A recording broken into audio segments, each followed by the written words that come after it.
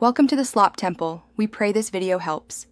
In this video, I will explain how to remove a spare tire from a Mitsubishi Montero Sport. Before you begin, always prioritize safety.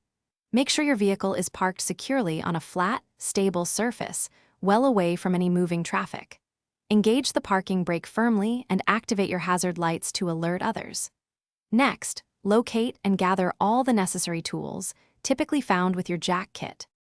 Now, let's find the lowering mechanism.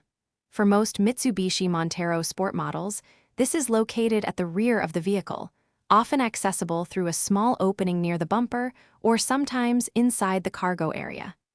Insert the extension segments into this access point, ensuring they connect securely.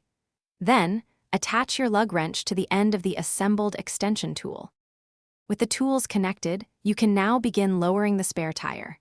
Turn the lug wrench counterclockwise. As you turn, the spare tire, which is typically held by a hoist system underneath the vehicle, will slowly descend. Continue rotating the wrench until the tire rests completely on the ground. Once it's down, carefully unhook the tire from the lowering cable or retaining plate.